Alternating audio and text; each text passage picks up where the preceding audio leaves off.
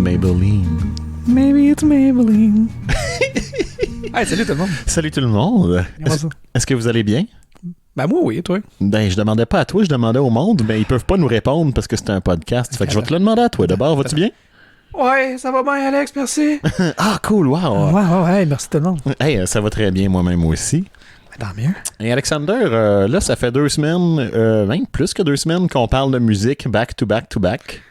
Ça fait-tu... On a-tu parlé d'un film? J'ai pas la mémoire assez longue pour me rappeler. On a parlé des souvenirs. Fait qu'on a encore parlé de musique. Ouais. Avant Kasha. Avant ça, on a parlé de My Dick City. Avant ça, ça a été The Dirt. Fait que ça va faire au moins 4-5 semaines. Écoute, c'est encore bon que je me rappelle de toi. Ça fait assez longtemps que je te vois pas, là. Moi, j'ai la mémoire. Je m'en souviendrai pas de quelque chose que tu vas me dire là. Mettons que tu me dirais, va faire de quoi d'ici la fin de la journée. Tu vas me retexter à 9h, tu dis, as-tu fait l'affaire? Je vais te dire, le quoi? Mais pour m'en souvenir des affaires carrément pas rapport, comme des numéros de stock de chars que j'ai vendus dans le temps. Des numéros de stock?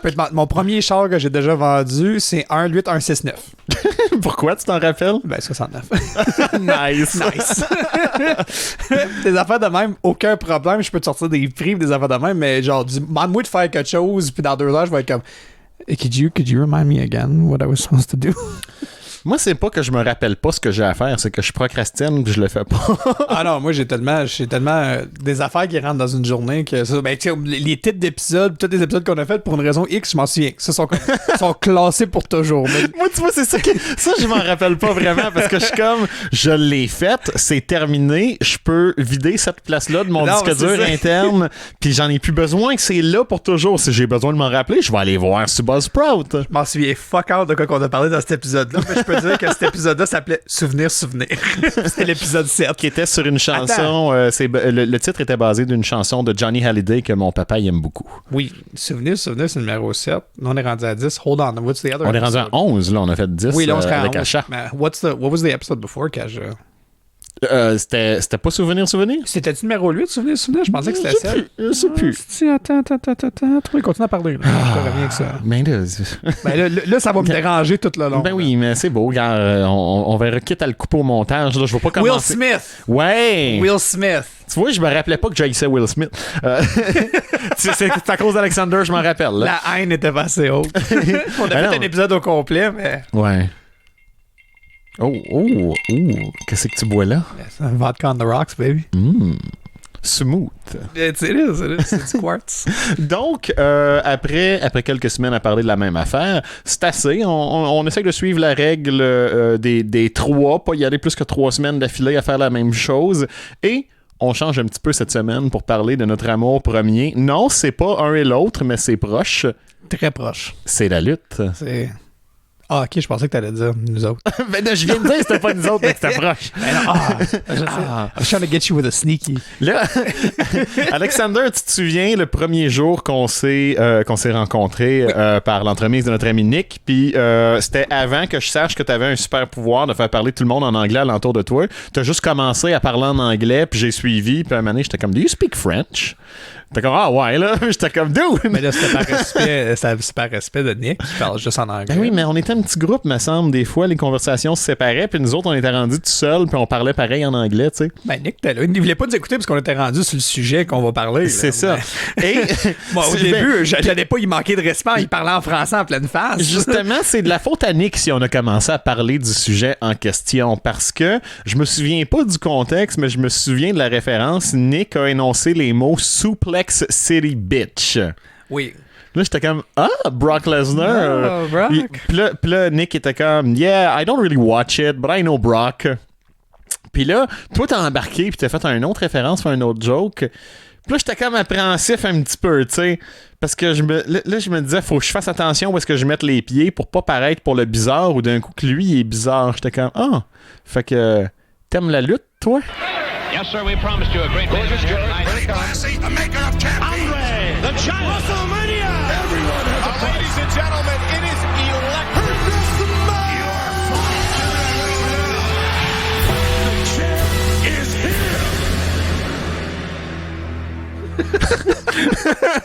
Il commence tout de même, hein. Puis c'est ça, on a toute la peur d'être le fanboy. Ben oui. Encore, je veux pas peinturer personne dans une mauvaise lumière, mais clairement, il y a une mauvaise réputation pour des amateurs de lutte. Ben oui, le gars dans notre premier épisode qu'on a parlé qui a envoyé chier un enfant de 10 ans, tu sais, en disant des insultes homophobes par rapport à John Cena.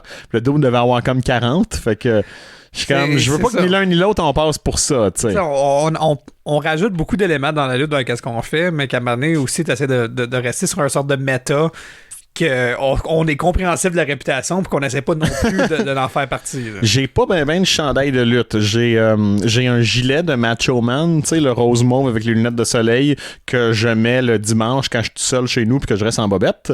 Un chandail de Kevin Owens que je me suis fait donner. Même principe, je le mets le dimanche quand j'étais en bobette. Puis... Je pense que je me suis acheté vraiment un chandail de Bret Hart que je portais dans le temps, là, quand il est revenu, genre en 2011. Ils sont semi-cool quand t'as les vintage maintenant. Je vois du monde quand même d'emporter des Macho Man, pas des Hulk Hogan, parce qu'on comprend tout Hulk Hogan, des Macho Man, tu sais, même, je n'ai déjà vu un Rowdy Piper. Il est nice le design, puis Ronda Rousey l'a repris aussi, tu sais. Ouais, mais c'est ça. J'en avais dans le temps.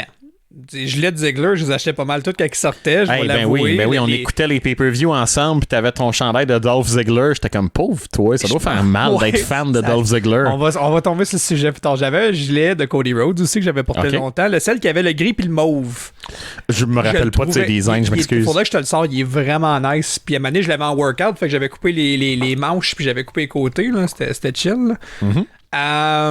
Puis je pense le seul qui me reste, il m'en reste 2 ou 3. Il me reste, parce que là, à un moment donné, avec les années, je les ai tous abandonnés ou ils sont plus beaux. J'ai encore le hoodie qui avait sorti avec Brock qui avait sa pause de Eat, Sleep, Conquer, Repeat, qui est malade. J'ai encore ça. Puis j'en ai un du Villain Club de Marty Scurll. J'en ai un du Bullet Club, je l'avais acheté maintenant. T'as-tu des bébelles de lutte aussi? Je sais que je t'ai acheté en joke pour ta fête Seth Rollins. C'est Scott qui est Seth Rollins maintenant. Mais t'étais quand même vraiment content. Mais c'est sûr que Scott, il va peut-être l'apprécier plus que nous autres. Oui. Moi, j'en ai une coupe. J'ai genre Daniel Bryan que je me suis fait donner avec ses bottes de Bruiser Brody à WrestleMania 30. Je les ai pas mis là, j'ai pensé parce que j'ai mon étagère. J'ai choisi sur mon étagère de mettre en valeur Super Mario puis l'Incroyable Hulk, mais les lutteurs, j'étais comme, je peux en mettre 2 sur 3, pas les 3, tu sais. Fait que j'ai ça, j'ai les 2 que j'avais quand j'étais enfant, The Rock puis Stone Cold, et j'ai Chris Jericho que lui j'ai acheté moi-même aussi quand j'étais adulte et qui était revenu avec son personnage de fraîchier qui se pensait meilleur que tout le monde. With the glowy jacket? Le best in the world, tu sais, quand il portait les costumes propres. OK. Donc, puisque vous venez de vous rendre compte qu'on est immédiatement tombé dans une parenthèse puis qu'on s'est perdu dans le sujet avant même de parler de quoi qu'on voulait parler pour vrai, on est des gros fans de lutte en Christie. Oui. On est dans la même gang de monde qui haït ça, qui va chier dessus absolument. Ça, c'est bizarre, hein? Parce qu'il y a personne qui haït plus la lutte que les fans de lutte. Parce qu'on veut donc ça, c'est bon, puis c'est donc pas souvent bon. Oh my God. C'est dur à décrire. Pourquoi mais you're in too deep. C'est comme les sports. Tu sais, rendu là.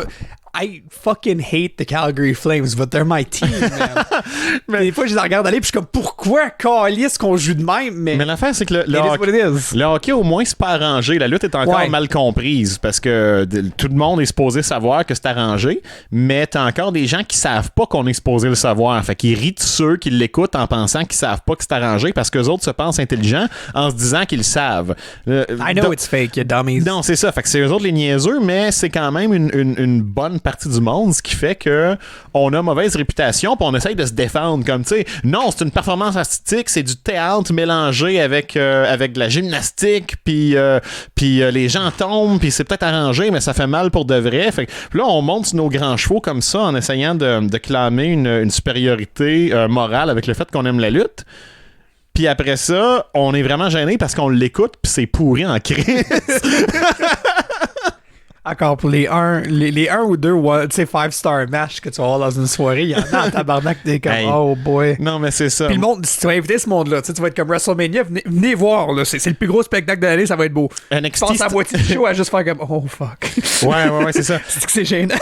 NXT, c'est encore bon, mais les premières années de NXT, quand c'est devenu vraiment un show sur le network le mercredi avec Adrian Neville, avec Sami Zayn, tout ce gang-là, le match de championnat, quand Sami Zayn a gagné contre Neville, là, c'était tellement intense. Ils m'ont tiré une larme à la fin quand Sami Zayn a gagné. J'étais dedans, je me suis levé du divan, j'étais comme yes! Ah! Pareil comme si c'était vrai, tu sais.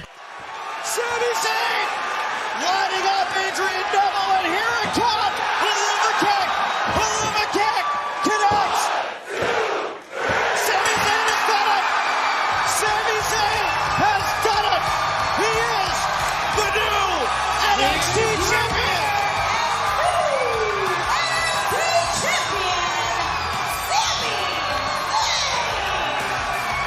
The NXT locker room coming out to congratulate Sami Zayn and his best friend Kevin Owens. What a night for these two friends. This has got to be surreal for those two guys. Faudrait vraiment que tu commences avec NXT, je pense, si tu veux vraiment essayer d'embarquer le monde dans l'idée que ça peut être plus réaliste, qu'on sait que c'est fake, parce que, tu sais, comme la série, la série Gargano, Ciampa, tout le long encore. C'était débile. C'est malade. Même. J'ai eu une réaction émotive aussi quand il a fait la prise Johnny Gargano à Tommaso Ciampa, quand ils se sont pitchés du balcon au travers des tables sur le ciment, puis que les deux avaient l'air d'avoir aussi mal l'un que l'autre. Là, j'étais juste comme... Non, mais tabarnak, c'est donc bien brutal. C'est supposé t'arranger. Pourquoi est-ce qu'ils font ça? Genre, tu veux pas être capable de marcher pendant 2 semaines après quand tu peux juste faire assemblant, mais ils sont tellement dédiés à leur performance, comme un Mick Foley dans le temps, qu'ils vont donner tout ce qu'ils ont, quitte à risquer de se faire mal. Oui, ils se sont protégés le mieux possible pour pas se casser le cou en tombant sur le ciment, mais tu tombes le cul puis le dos sur le ciment pareil, ça fait mal en esti, là. Et puis une table, it breaks the fall, mais pas à ce point-là. Là. Non, c'est ça. Pis t'as 2 gars de 200 livres qui tombent au travers, tu sais. Ça en fait de la viande. Ouais, c'est ça. Big meaty man bumping meat. Bon, là, on vole encore quelque chose à un autre podcast, là. Bon, au moins, c'est de la lutte, là. On fait référence, on fait hommage à Biggie qui veut... Fait que c'est ça, la lutte, c'est niaiseux bien souvent, ce qui nous amène à notre sujet principal, parce que il y a des fois des trucs qui devraient être niaiseux, des gimmicks en particulier. Une gimmick dans la lutte, c'est le personnage du lutteur, sa fausse identité pour la performance. T'as bien des gimmicks qui devraient être niaiseuses puis qui devraient pas marcher. Puis t'en as eu plein qui n'ont pas marché. Les boueurs, tu sais, Duke de Dumpster de Rosie, ça a pas marché. Mantor, le Bastion Booger. Mantor, il y avait une grosse tête de mascotte de Minotaur. C'était pire dans le temps, hein, dans les années 90, qui essayait encore d'être Katen, mais qui est fave en même temps. Là, tu sortais toutes sortes d'idées qui... Parce que t'arrives dans les années 90, t'arrives dans le main event, là, pis t'as Bret Hart contre Shawn Michaels, t'es comme, c'est malade, pis tous les matchs avant, t'as un éboueur contre un joueur de hockey. Le Goon. T'es comme, qu'est-ce que ça calisse? T'as-tu entendu l'histoire que Stone Cold disait sur son podcast l'autre jour? Non. Quand ils ont choisi Stone Cold, qu'au début, quand il disait que lui, dans l'idée, c'est ça qu'il y avait. Je m'en souviens pas du film. Il a écouté un documentaire sur un tueur en série. C'est ça. Puis il a vu les yeux du tueur, tu sais, puis il a fait, c'est ça, je veux avoir l'air. Puis il avait une idée de c'est ça. Fait qu'après ça, il dit que le premier meeting qui est arrivé avec Vince puis la gang, il y avait juste comme une gang d'affaires de Ice Puns.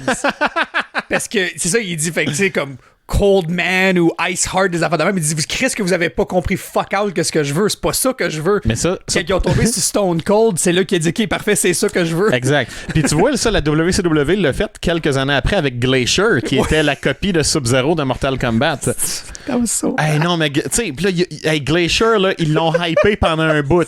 Puis quand t'as mon âge dans ce temps-là, tu sais, t'as à peu près 10 ans, puis tu vois les vignettes pour Glacier, puis t'es un fan de Mortal Kombat, direct dans les années d'or de la série, t'es comme, ça va être malade, tu sais. Fait que là, t'as un gars qui s'appelle Glacier, tu sais. Puis là, il y a ses promos qui sont filmés dans le noir avec un éclairage tamisé où il fait genre des passes de kung-fu dans l'air, tu sais. Puis il y a une grosse voix, puis il y a son masque, t'es comme, ça va être malade. Là, il y a son entrée, sa musique est cool, il y a les lumières bleues, il y a son costume, tu sais, il y a des feux d'artifice, t'es comme, ça va être débile.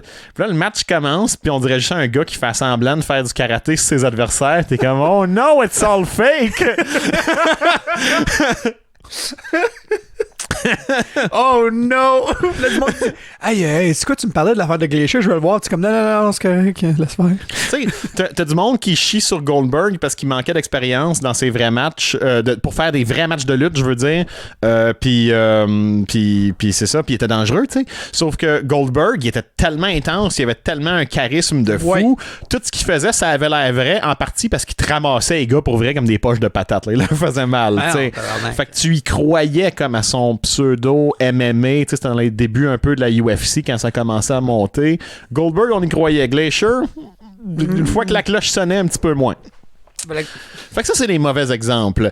Mais t'as une couple d'affaires que tu te dis avec n'importe quel autre lutteur derrière le personnage ou derrière le masque, ça fonctionnerait jamais. Mais contre toute attente, ça a marché. Le meilleur exemple, c'est il est encore actif aujourd'hui, même s'il devrait peut-être plus, c'est Undertaker. You will rest in peace.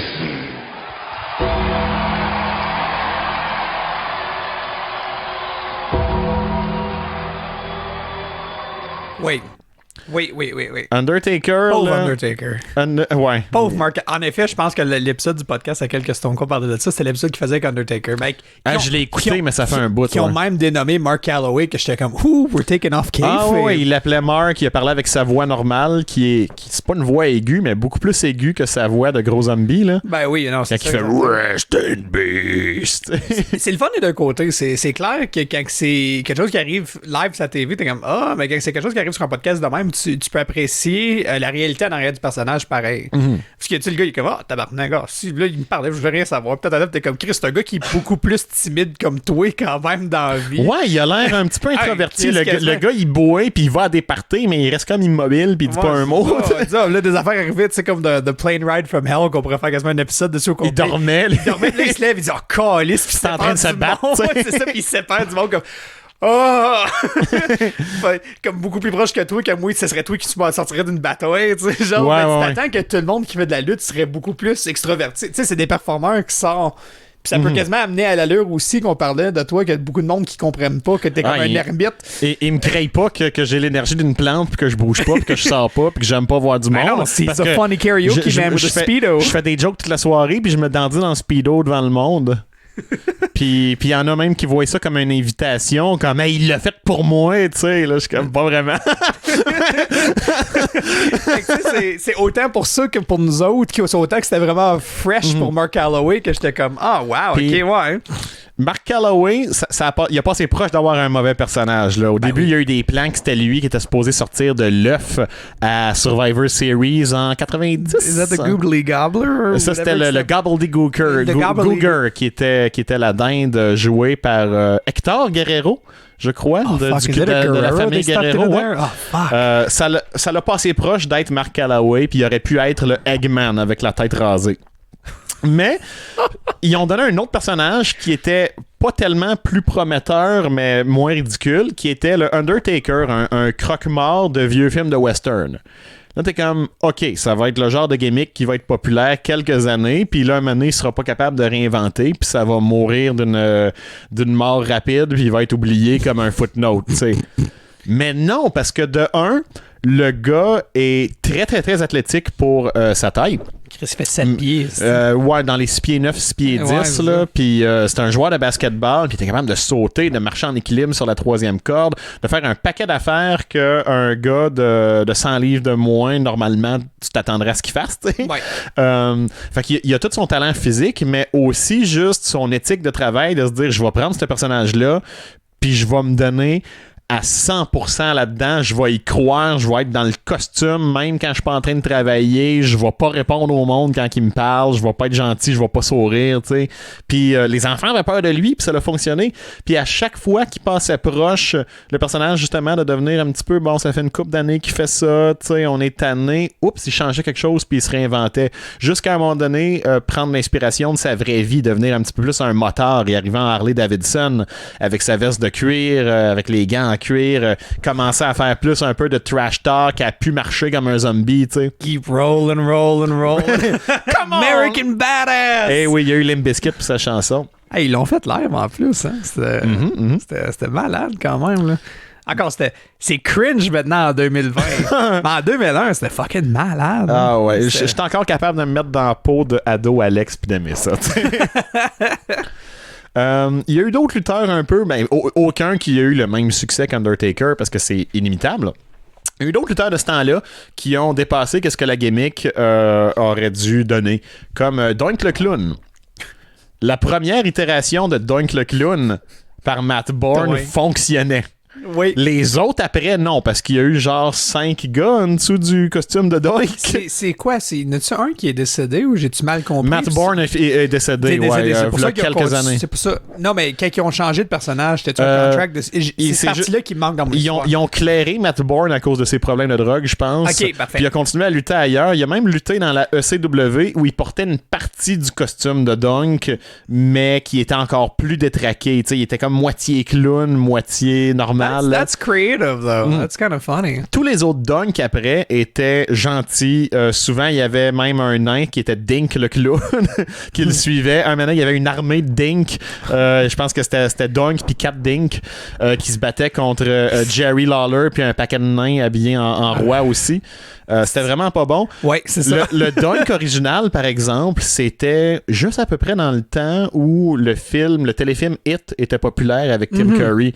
Puis Dunk, qui était joué par Matt Bourne, était un excellent lutteur, un gars qui avait une bonne compréhension de la psychologie, de comment faire réagir un public, parce que ça faisait des années qu'il travaillait là-dedans. Là, le gars savait qu'est-ce qu'il faisait. Puis il a su comment jouer le clown détraqué, tordu pour faire peur aux enfants. Puis il était pas drôle, il était épeurant pour vrai, tu sais. T'as-tu déjà joué au premier Dead Rising ou au moins vu possiblement des résultats? Parce que je pense que un des premiers boss que tu te bats dans le jeu, le clown, mettons, avec les deux mini chainsaws, là, je pense qu'une grande inspiration vient effectivement du premier personnage de Doink. Ah, ça se pourrait, ouais. Ouais, faudrait que tu le regardes, ou les auditeurs, mettons, tu vas faire la contraction, mais je pense que le plus que tu m'en parles, le plus en plus que je vois la connexion entre les deux. Mais en même temps, je sais pas, parce que je dirais comme Doink est basé sur Hit, puis Hit, ben le concept du clown méchant est pas nouveau non plus. Non, mais dans le sens que avec le maquillage et tout, je pense que tu peux voir le lien de comment que tranquillement, pas vite, on se rend à ça. Mais encore que qui pourrait avoir une grande inspiration, sa lutte commencer. Ouais. Qui était mon point, dans le fond. De dire que la lutte est partout, puis arrêter d'en rire. Tout en rapport avec la lutte. Everything ties back to wrestling.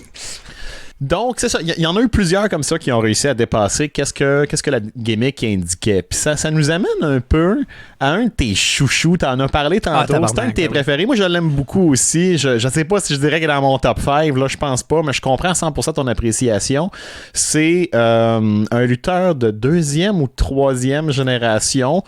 Ça serait 2e si tu comptes les générations en étant père à fils. Je pense pas qu'il est le grand-père luttait. Donc, 2e génération de la dynastie, la famille Rhodes. I'm not here as the American dream tonight. I'm here as Virgil Runnels, and I want the McMahons to hear what I got to say.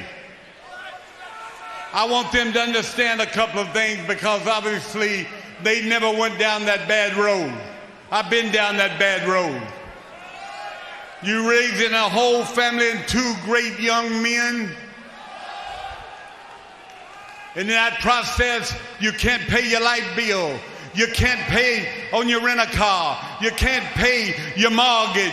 You can't pay anybody to come and cut the lawn. And you're wondering where the next dollar's gonna come from. But you reach down because of the love of your children, the love of your sons, and find a way to do it.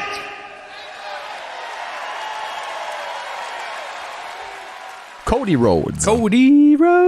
Parle-nous un peu de Cody Rhodes. Ben moi, check. Puis je pense que c'est ça. Je pense que c'est une bonne conversation de tomber sur les générations. Parce qu'encore, il y a bien souvent du monde qui vont penser qui n'a pas un grand rendement de même dans la lutte, mais la lutte, de plus en plus qu'on s'en va, de plus en plus que ça devient des grandes familles qui se suivent. Tu sais, les Hart, les Guerrero, les Rhodes, la famille de Rock, là, il y a les Johnson d'un bord puis les Anoa'i d'un autre. C'est Anoa'i, ok, merci, oui, effectivement, que tu sais, tout se tient là-dessus. Fait que Cody en est je pense que puis aussi tu peux avoir une grande appréciation des lutteurs comme Cody qui ont appris de leur père pour vraiment être capable de devenir, tu sais, comme l'escologie de faire remarquer du monde et tout, le talent, puis être capable d'avancer de ça. Parce que c'est une chose d'avoir un père ou un grand-père célèbre, mais il faut aussi que tu sois bon. Si tu t'appelles Horace Hogan pis que t'es le neveu de Hulk Hogan, t'es mieux d'être bon en tabarnak, tu sais, si tu veux démarquer. Puis Horace Hogan ne s'est pas démarqué. Non, puis même là, tu vois, si on va tomber sur les Hogan, le vite fait, son fils Nick, il a jamais voulu embarquer dans la lutte. C'est un DJ, à ma connaissance. Non, il a d'ailleurs évité la prison de justesse après avoir tué un gars au volant, probablement sa boisson. Nick, ouais. He's dating a porn star. Hey, moi tout. Alex Martel, Nick Hogan, next episode. Mais tu sais, c'est ça. Fait que là, tu tombes sur Cody qui a commencé quand même, tu sais, qui a fait ses 12 un peu aussi en étant avec Legacy au début, Orton, d'apprendre nous autres, puis vraiment, après ça, tomber dans Gardons la viande, tu sais, pour tantôt, on va faire une rétrospective de carrière. Fait que quand tu tombes dans la dynastie, si tu commences avec Cody, tu commences avec son père Dusty, encore, qui a jamais été le meilleur lutteur. Qui a jamais été le plus célèbre. L'intérêt de voir Dusty Rhodes, c'était le charisme, son charisme de fou, sa personnalité, puis aussi le fait que c'était pas un grand gars de genre 7 pieds qui faisait 350 livres qui fait juste des power slams. Il faisait à peu près 350 livres, mais plus large que mais haut. Mais c'est ça, plus large que haut. Là. C'était une personnalité qu'on n'avait jamais vraiment vue rendu là. Si ton voisin il est plombier, genre ça va pas t'intéresser s'il s'est battu dans la rue quelque part. Tu t'en crisses, c'est juste ton voisin plombier. C'est ça. Mais si ton voisin plombier, tout d'un coup, a une histoire de succès, ou c'est un col bleu bien normal, tu sais, qui vient de nulle part, là, un petit village, vient pas d'une grande famille, puis il réussit juste avec sa détermination puis son éthique de travail à avoir du succès, puis il devient un des meilleurs combattants les plus connus au monde. Là, t'es comme « Wow! Je connais ce gars-là! » ou ben non, j'ai un ami comme ce gars-là, où il est comme mon père, ou il est comme moi, tu sais. Puis c'est ça l'histoire de Dusty Rhodes. Dusty Rhodes, baby. Ben oui, non, c'est malade, là. C'était nouveau en plus. C'était fresh, puis c'était ça. Puis il était en opposé complètement à son rival de l'époque, dans les années 70 et 80, Ric Flair. Parce que Ric Flair, lui, c'était son personnage, du moins, pas nécessairement dans la vraie vie, où c'était un bébé adopté d'une famille bien normale. Ouais. Mais son personnage, c'était un playboy avec la cuillère argent en bouche. Il a toujours eu du succès, il a toujours été meilleur que tout le monde, il a toujours été riche. Dusty, lui, il s'est comme rendu au même point que Ric Flair était maintenant, mais avec le dur travail, avec son labeur, puis la sueur de son front, tu sais. Puis contrairement à Ric Flair, il est resté humble, puis il est conscient du privilège qu'il a d'être rendu là, puis de comment ça pourrait partir n'importe quand. Puis sa fameuse promo là, de Hard Times, où il dit que lui, malgré tout, même s'il vient d'un milieu pas facile, il a été chanceux, puis il a eu du succès, puis les temps durs, ben c'est le gars qui a perdu sa job après 20 ans parce qu'ils l'ont remplacé par un ordinateur, puis tout ce qu'ils ont donné, c'est une montre, tu sais. American That's Dream. Hard Times, daddy.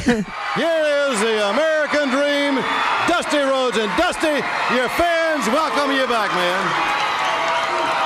First of all, I would like to thank the many, many fans throughout this country that wrote cards and letters to Dusty Rhodes, the American Dream, while I was down. Secondly, I want to thank Jim Crockett Promotions for waiting and taking the time, because I know how important it was. Starrcade 85, it is to the wrestling fans, it is to Jim Crockett Promotions. And Dusty Rhodes, the American Dream, with that weight, got what I wanted. Ric Flair, the world's heavyweight champion. I don't have to say a lot more about the way I feel about Ric Flair. No respect, no honor. There is no honor among thieves in the first place.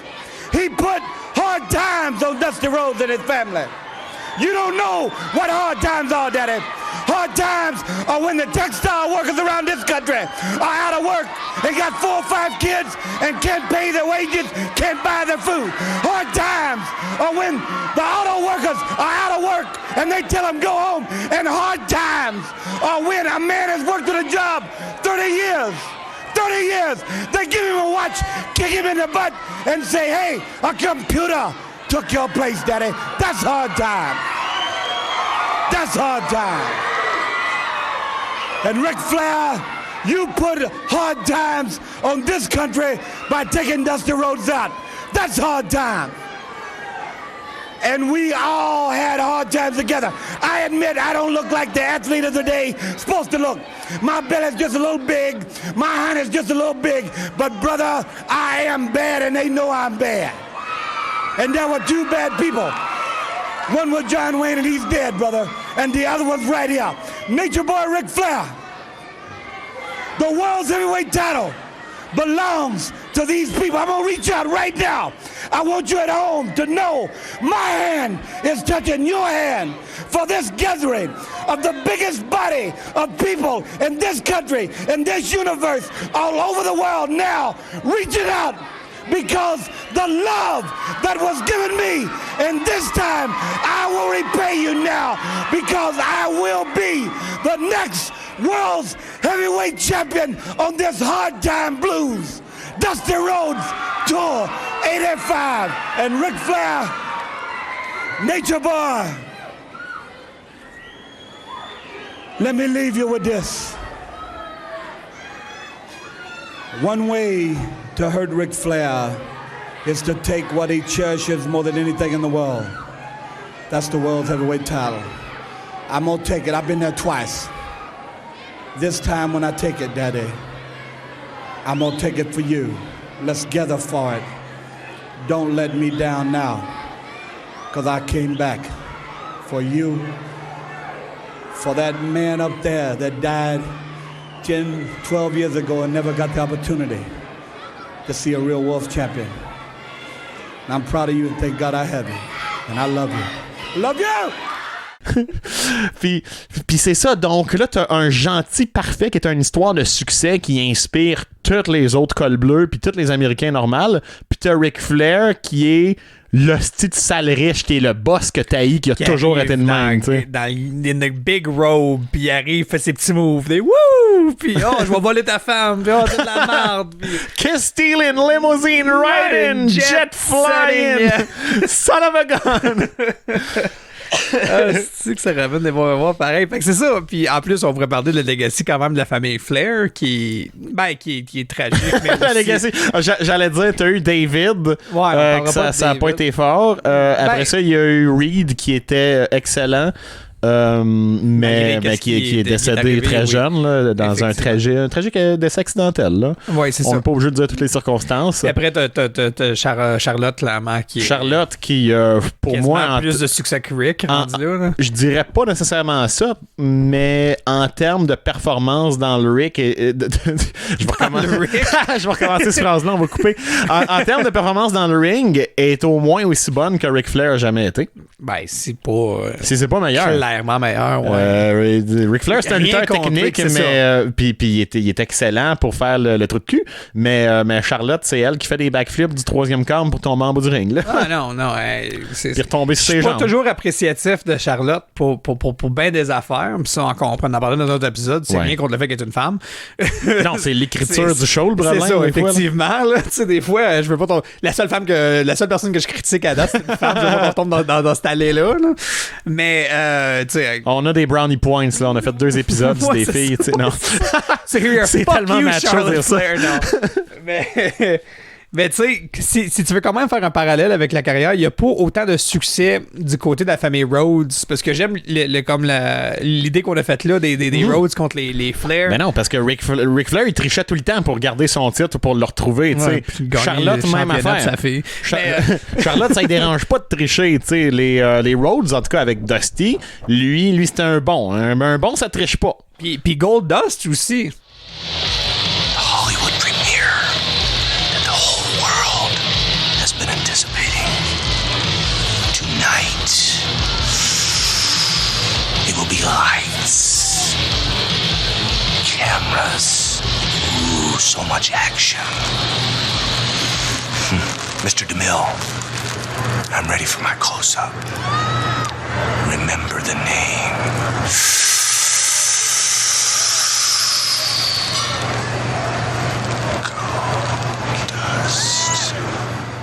Without further ado, his opponent from Hollywood, California, weighing 260 pounds, Goldust.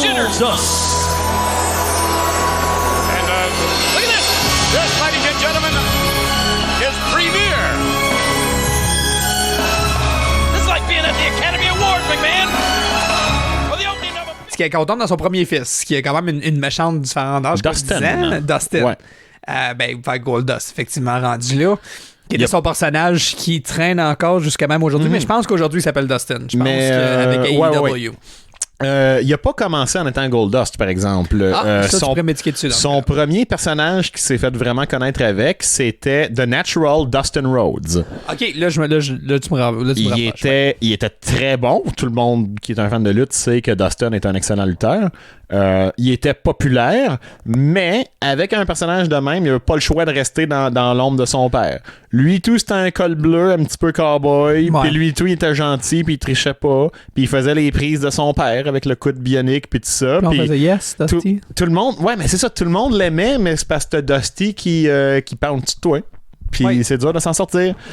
Et il s'en pense- est sorti d'une Christie de façon. Parce qu'on parlait des gimmicks qui devraient pas marcher. Goldust. Goldust. Goldust, Un là, dé. Un dé que j'ai toujours trouvé drôle.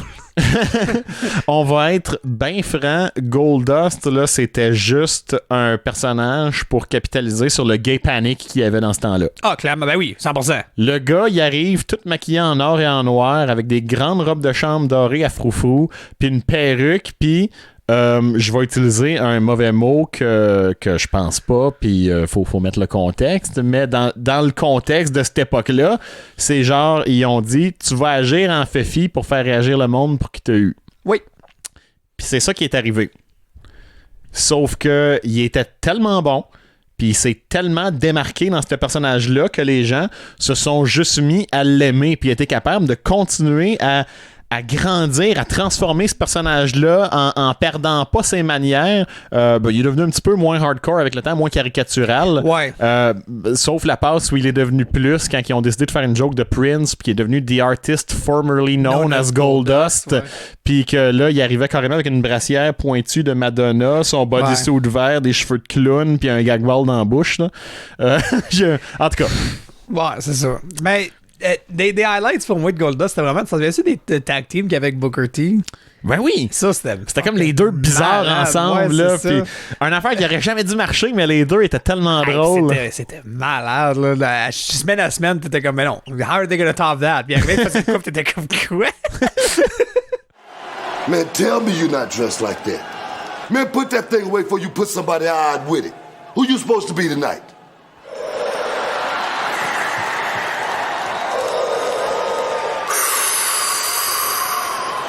Booker, the Force is strong with you, but you are not a Jedi yet. Look, man, I don't know what the hell you talking about, but I ain't no Star Wars geek. I ain't never watched the movie and never will. Booker, it's not about that. It's about last week and our splendid plan. It's about me concocting yet another marvelous plan tonight. If you will only go over there, relax, get your Mac on and get ready. I will be back. Let me see that. What?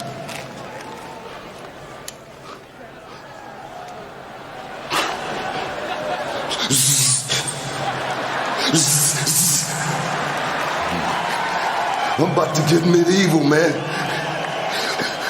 Obi, but Kenobi. It don't matter whether you're a stormtrooper or the NWO. Your ass is about to get waxed by the 5-time Master Jedi Champion. Now can you dig that? Sucker!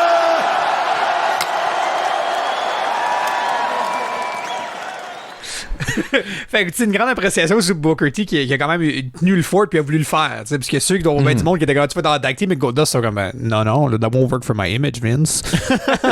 Sure, whatever, fuck it, let's do it. Puis Goldust n'a jamais remporté un championnat du monde. C'était pas ce genre de personnage-là. Il a jamais été dans l'échelon au top avec les Triple H, les The Rock, les Stone Cold. Non, tu sais, clairement parce que sa gimmick restait un petit peu une joke, malgré tout. Oui. Malgré Mais- tout l'effort et tout le succès qu'il y a eu de ce côté-là, c'est sûr et certain qu'à Manet, ils n'ont jamais vu une priorité de mettre un gars comme Goldust comme championnat du monde. Mais il est, Champion du monde. il est rendu dans cinquantaine, il est encore habillé en Goldust, puis on trouve pas que c'est ridicule, puis il est encore super bon athlétiquement. Le gars est plus en forme qu'il l'était il y a 15 ans, où il s'est pointé dans TNA à 300 livres avec des gros problèmes de dope. Je pense qu'il faisait Seven, ça c'en est une qui a pas marché. Seven, là, c'était Goldust en argent et noir, donc Silver Dust. Il n'y a pas grand-chose qui a marché entre Puis il a un gros chapeau de cowboy, puis il était pas rien capable de faire, puis il est parti aussi vite qu'il est arrivé. Oh, fuck. Qui nous amène après à son jeune frère Cody. Cody est venu au monde quand Dustin devait être genre dans 20 ans. Facilement, il y a une méchante différence d'âge. Ils n'ont pas grandi ensemble. Oui, effectivement. Et là, Cody, c'est le bébé de la famille Rhodes. Il y a 2 grosses ombres au-dessus de sa tête et finit par être engagé dans la WWE. Moi, je me souviens, j'ai vu son premier match à Raw, à Cody. J'écoutais Raw toutes les semaines dans ce temps-là. Et il m'a impressionné avec son côté athlétique. Là, il y avait un beau moonsault qui, pour ceux qui savent pas c'est quoi, c'était un backflip du 3e câble. Oui. Il faisait le crossbody aussi, qui est quand tu tombes de côté sur ton adversaire pour le faire planter par terre. Oui.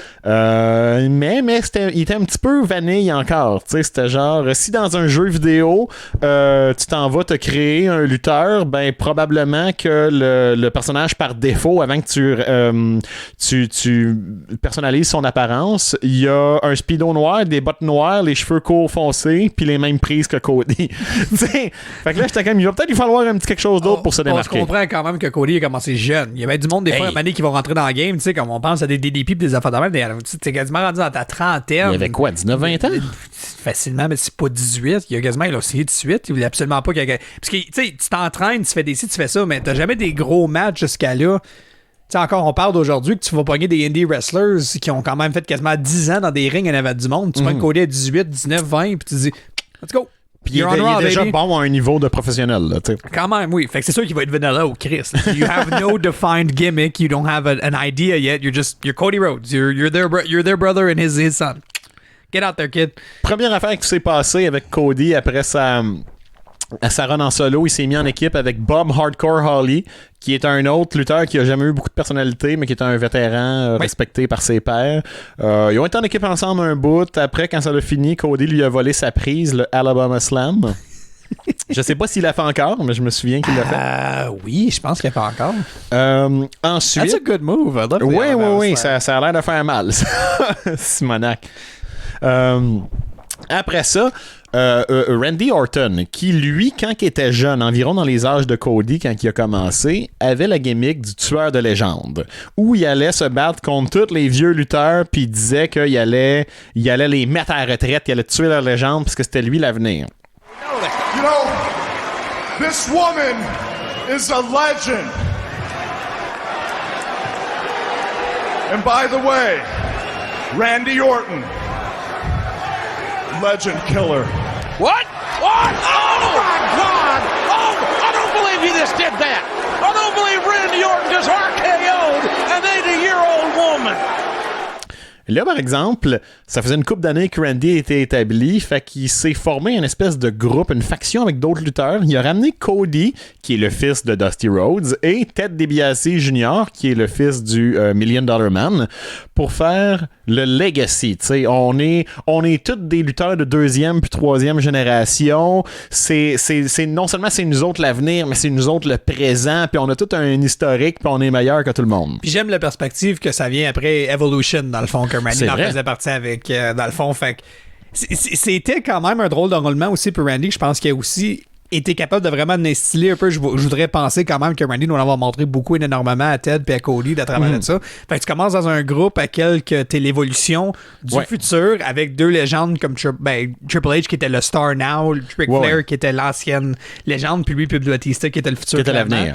Puis là, tu deviens Legacy à quelques, dans le fond, t'es le futur now contre les légendes en amenant 2 fils de 2 légendes quand même. Puis c'est ça, pendant quelques années, Ted puis Cody étaient relégués à juste être les sous-fifres de Randy. Donc, qu'est-ce qu'ils faisaient? Il trichait pour lui, il faisait son adversaire dans le dos de l'arbitre, il amenait des armes à Randy dans le dos de l'arbitre, il prenait les volets à la place de Randy. Donc, en termes de développement de personnage, il n'y a pas tellement grand-chose qui se passe là jusqu'à l'inévitable break-up de l'équipe où tout le monde est frustré un contre l'autre, puis ils sont tannés de Randy, fait qu'ils vont se battre contre éventuellement, puis c'est de même, ça finit comme de raison. You pay your dues, dans le fond. Tu prends des mois d'apprendre un peu, de prendre des bumps, puis de... Exactement. Pendant ces années-là où ils ont été ensemble, l'avantage, c'est que tu travailles avec Randy Orton. Oui. Puis Randy, quand il est motivé du moins, c'est un des meilleurs performeurs sur la planète. Ever, yeah. C'est un maître dans l'art de la psychologie du ring puis de son personnage. Puis je pense que c'était dans le temps où, tu sais, c'était-tu là où il y avait la tête rasée puis il était comme un serpent vicieux qui kickait des femmes dans la tête. Je te dirais que c'est direct avant 2011-2012 where you can see that he just stopped. Genre, il s'en calisse. Ben, maintenant, il est allé à SmackDown, puis il est devenu gentil, puis c'était quand Christian était champion du monde. Puis là, il s'est fait dire dans le backstage, comme là, t'es un gentil, tu pourrais peut-être montrer un petit peu plus d'enthousiasme, tu sais, montrer que t'es heureux. Fait que là, il a fait... Non, il l'a fait. Il a dit, OK, vous voulez que je sois heureux? D'accord. Fait que lui puis Christian, ils ont gagné un match contre Mark Henry, je pense, là. Il fait un RKO, son cutter à Mark Henry. Puis il se met... C'est ça, il se met à célébrer, puis là, il est comme, wouh! Puis il fait aller ses bras, puis il saute en faisant un jumping jack, il fait un split dans les airs, il retombe, puis wouh! Puis là, Christian est comme dude, t'es-tu correct? Fait que là, quand il retourne dans le backstage, il était comme assez boss, là. Fait que vous vouliez que je sois heureux? J'ai été heureux. Qu'est-ce que vous en pensez? Vraiment fucking baveux. Ça, c'est vraiment... Encore, on pourrait faire un épisode au complet sur Randy. Je comprends le sentiment, là. Mais tu parles d'un on le comprend trop bien, le sentiment de pas être intéressé. C'est ça, tu parles d'un professionnel de 15 ans, t'es comme, well, try to look happy in a position you're not happy to be in. OK. Tu sais. Mais c'est ça, ces années-là à travailler avec un maître dans l'art d'élaborer un personnage... Ça a peut-être pas marché sur Ted, pas tant que ça, parce que Ted, après ça, la seule affaire qu'il a faite, c'est qu'il est devenu le nouveau $1 Million Man, quitte à ramener Virgil, qui était le servant de son père dans le temps, Virgil. Pendant quelques mois. Puis après ça, il a juste décidé, je pense qu'il a pas renouvelé son contrat, puis il a fait « Non, je suis un peu tanné de lutter, je vais aller faire autre chose. » Il y a eu une feud avec Cody qu'on tombera quand il y a eu un des gimmicks que j'apprécie bien, je pense, mais il y a eu une de mes gimmicks là-dessus quand ils l'ont ramené, je pense qu'il y a possiblement ce qui était blessé, mais oui. Ted DiBiase Jr., je ne sais pas s'il a toujours été super intéressé à la lutte comparé, mettons, à Cody. Je pense pas. Quand tu regardes sa carrière, quand ils l'ont droppé, c'était comme s'il avait fait OK, puis arrêté. Non, c'est ça, je dis, je pense que c'est lui qui a choisi d'arrêter. Ben, c'est ça. Qui a c'était comme, tu sais, t'as du monde comme Cody qui aime la business, qui ont grandi dedans, qui l'apprécient, autant que tu vas avoir du monde comme Ted qui ont l'air de juste avoir grandi à I don't care. I don't want to do this. Les vrais de vrais, on va toujours se rappeler qu'après John Cena, puis avant The Miz, c'était Ted DiBiase Jr. dans le Marine 2. Oui, c'est vrai. C'est vrai. Tu sais, on parlait de tout ce que j'oubliais tantôt, là. Ben, c'est pour me rappeler de ça. Mon cerveau marche pas bien. J'ai vu un, puis je pense que j'ai vu 4. C'est pas Randy Orton qui est dans 4 ou je pense qu'il est dans 3. Puis c'est 4 qui devient The Miz, après ça a toujours été The Miz après. Puis il y a du monde qui ont chialé avec Randy Orton dans Marine 3 parce qu'il a vraiment été dans l'armée, puis il voulait pas être là, fait qu'il a agi comme un colon puis un trou de cul pour se faire discharge exprès. Discharged, yeah. Puis ils l'ont mis dans The Moore, il est comme ça, tu respectes pas. That's peak Randy Orton getting discharged for being an asshole in the military. Cody, par exemple, lui, presque immédiatement après avoir quitté Legacy, peut-être quelques semaines de break, juste pour te donner un souffle, probablement, revient avec une série de vignettes. Moi, dans ces années-là, j'ai toujours aimé Cody. J'étais comme, il faisait pas grand-chose de spécial, mais je reconnaissais le talent parce que je le voyais, tu sais. Puis là, tout d'un coup, il revient, puis il fait des vignettes de beauté. Puis il dit qu'il est le plus beau de tous les athlètes de la compagnie, voire du monde, que c'est Dashing Cody Rhodes. Puis avant même de lutter un seul match, c'est ça, il fait ses vignettes pour donner des beauty tips. Fait qu'il explique comment bien peigner ses cheveux puis prendre soin de son cuir chevelu. Il explique comment se faire un masque avant d'aller se coucher. Il dit qu'il devrait pas avoir aucun tabou puis que c'est viril de faire attention à ses ongles en mettant un coat de clear polish.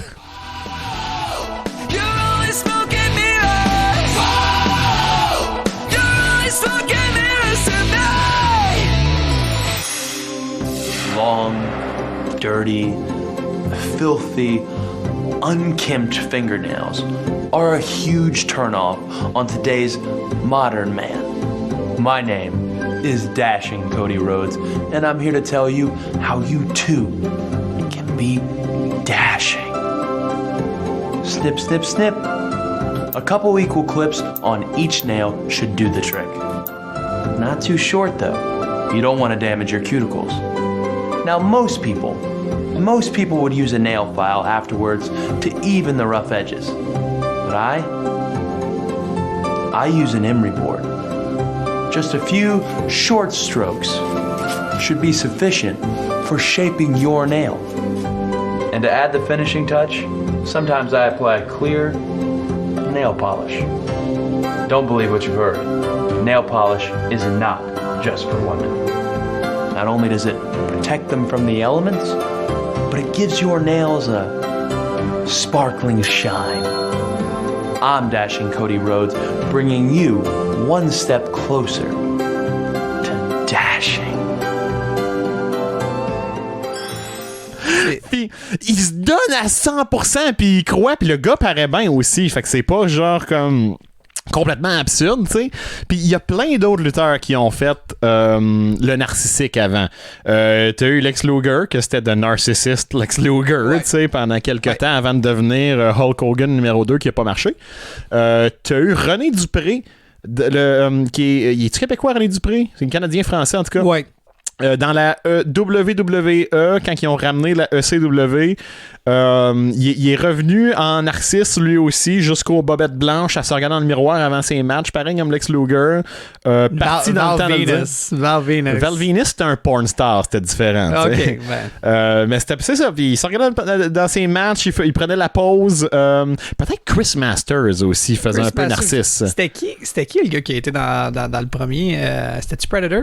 The guy that became the governor. Jesse Ventura, Jesse The Body. The Body, there you go. Ouais, fait que c'est un narcissiste là quand même. Là. René Dupré, à part ça, la seule affaire que je me rappelle de sa run dans la ECW, c'est qu'à un moment donné, il y avait une gosse sortie de son speedo. Ça arrive. Ça fait arriver à Daniel Bryan, ça, pour une coupe. Je sais pas. Je pense dans la dernière année ou deux, il me semble que j'ai vu ça passer à ma année, puis clairement, j'étais pas comme, yeah, I wanna go see his balls. Des fois, c'est drôle parce que dans ces matchs-là, l'arbitre s'en rend compte, puis quand le lutteur est à terre, comme, whoop, il va tirer le coin du speedo. Oh, thanks, Mark. fait que ces gars-là l'ont fait avant lui, fait qu'il y avait rien de nouveau, mais à mon avis, personne l'a fait mieux que Cody Rhodes. Ah, il était tellement dedans, là. Puis il voulait, tu sais, il allait dans ses matchs, puis il était comme dans le miroir. Il se regardait dans le miroir, puis il disait à ses adversaires, tu touches pas au visage, tu me fesses pas là. Puis il se cachait la face, puis il bloquait son visage puis sa tête pendant tout le long du match. Puis un moment donné, l'adversaire qui était à peu près tout le temps un gentil, après que Cody ait triché tout le match en se battant en cochon, réussissait à y en crisser une shot dans la gueule. Puis là, Cody paniquait, puis il essayait d'aller se regarder la face, puis là, il pétait une crise comme un bébé à terre en fessant des jambes puis des bras, puis encore aujourd'hui, je pense que c'est ma phase préférée de Cody. Mais toi, ta phase préférée, c'est celle qui est venue après, Je veux faire un petit point avec ce que tu viens de dire. S'il y aurait quelqu'un qui aurait peut-être été capturé de cette énergie-là à un point plus moderne, ce serait Tyler Breeze. Tyler Breeze, ben oui. Tyler Prince Pretty. Arrivé avec son selfie stick, puis sa vidéo d'entrée, c'était son live feed de son téléphone. Ça, c'était malade. Je suis d'accord. Avec la petite musique, là, lui puis Fandango sont devenus à Fashion Police, ça serait le plus proche, je pense, qu'on aurait eu de... OK, égal à Cody, t'as raison, j'adore Tyler Breeze. Ça serait le plus proche et effectivement légal que je pensais plus parce que ça fait longtemps que je l'ai pas vu, Tyler. Mais on s'en souvient. En plus, le Fashion Police, quand ils ont commencé à faire leurs petites vidéos de détectives et tout. Hey, quand ils l'ont fait sur Twin Peaks, là, c'était que j'étais heureux. Je pense que j'étais chez vous quand je l'ai vu. J'étais comme, tu paniquais, j'étais comme, moi, je l'avais pas vu, je catchais pas à la joke. Moi, j'appréciais juste pour qu'est-ce que c'était. Là, tu me l'expliquais, puis c'était encore meilleur. Ah non, ça, c'était fucking beau, là. Puis, pour revenir à Cody, Cody, qui était dans son personnage de bellâtre égocentrique, se bat contre Rey Mysterio dans un match normal. Et Rey Mysterio, une de ses prises, c'est qu'il fait une jambette à son adversaire. Le gars tombe, les deux bras par-dessus le deuxième câble, donc la tête pend là. Et Rey rebondit de l'autre côté du ring, revient, s'accroche entre le deuxième et le troisième câble pour flipper en dehors du ring, revenir puis donner un coup de pied avec les deux jambes d'en face. Oui. De Cody. Qui est encore. Si c'est bien fait, ça paraît super réaliste. Ouais. Quand c'est super botché, c'est super drôle. C'est rare qu'il botche, là.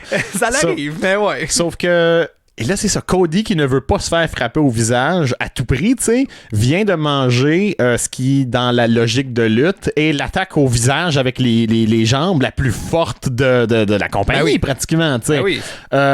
Et je ne sais pas si c'était une vraie blessure ou s'ils ont tout inventé. Vrai. Je pense qu'il c'est pas été aussi pire que nommé, mais ça y a cassé le nez, à ma connaissance. Cody se fait casser le nez par le 619 de Rey Mysterio et est obligé d'avoir une chirurgie reconstructive et de porter un masque protecteur en plastique semi-transparent, comme on voit les joueurs de basketball porter souvent.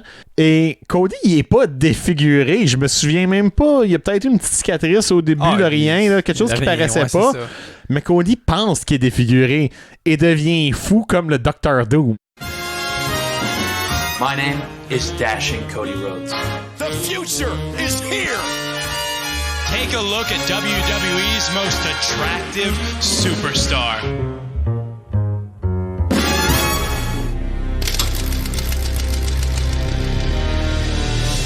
The 619! The knee brace right to the face. Sometimes a blessing can be a curse.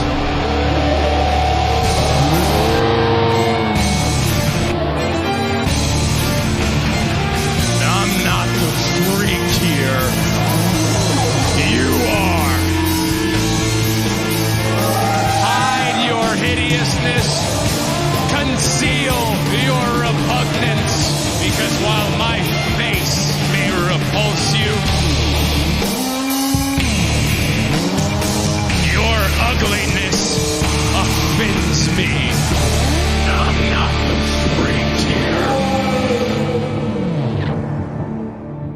C'est tellement, c'était bien. Tu sais, ça n'arrive pas souvent, parce que souvent dans la lutte, spécifiquement la compagnie de Vince McMahon, ils botchent les histoires. Autant que des fois, de A à Z, pour tu sais, all the stars align, puis tout marche. Oui. Fait qu'il sort la première fois, il en parle, il envoie chier le monde. Tu sais, tout change. Il reste dans l'idée d'être méchant, mais effectivement, avec le masque. Il panique au début. Le hood qu'il porte, il laisse pas le monde voir sa face au début, dans les vignettes. C'est tellement bien fait il comme devient télévision. diabolique puis sombre puis il est comme tu sais sa laideur extérieure qui est inexistante reflète sa laideur intérieure. You're puis il devient all ugly diabolique. like me C'est and ça. I'm gonna make you ugly like me. Oh, il dit il va casser le visage de ses adversaires aussi pour les rendre laids. Il dit que le public aussi sont laids de l'intérieur comme de l'extérieur et commence à leur amener des sacs en papier brun pour les cacher. C'était tellement bien fait. Puis les gens il a changé sa façon de parler. Il parlait plus lentement, plus...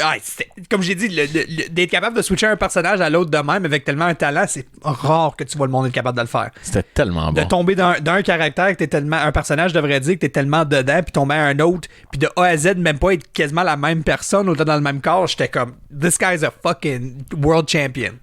Facilement. Champion du monde qui a jamais gagné dans la WWE. Non, effectivement. Ça a duré quelques années quand même. Comment est-ce qu'on pourrait l'appeler? Dr. Doom Broken? Undashing Cody Rhodes. Ça a duré. C'était la même tune, je m'en souviens, mais ils l'ont ralenti puis ils ont rajouté.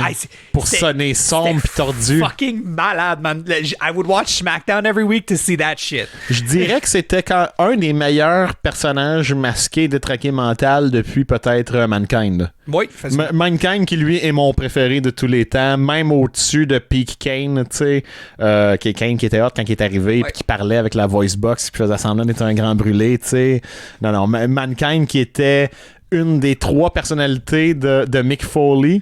C'est ça qui marchait bien pour Mankind quand même, parce que c'était clairement qui dit ça, les 3 personnages, on est tous compréhensibles que c'était Mick Foley, mais qui marchaient ensemble. Dans la vraie vie, Mick Foley est un gars normal, gentil, un bon père de famille, qui a pas de problème mental, mis à part tout le dommage au cerveau que ses commotions cérébrales y ont donné. Fait que le gars est pas en forme aujourd'hui, tu sais. Mais proprement parlé, à part ça, il est correct puis il est normal. Oui. Dans l'histoire de la lutte, Mick Foley a officiellement un trouble de la personnalité multiple qui reflète plusieurs aspects de sa psyché. Ça a commencé avec Cactus Jack, qui était son côté violent, sadique, qui voulait faire souffrir les autres, qui savait qu'il était pas le plus beau, qu'il était pas le meilleur, mais il était comme je suis capable d'être plus cruel que tout le monde. T'as eu Dude Love, qui était le hippie cool, le gars smooth qui a jamais été, puis qui sera jamais. C'est un gros Chris de nerd, tu sais, mais il pense qu'il est cool. Ouais. Puis, t'as eu Mankind, qui était son côté enfant rejeté, bizarre, qui est habitué de souffrir, donc il s'est mis à plus avoir peur de la douleur, borderline aimer la souffrance, tu sais. Ouais.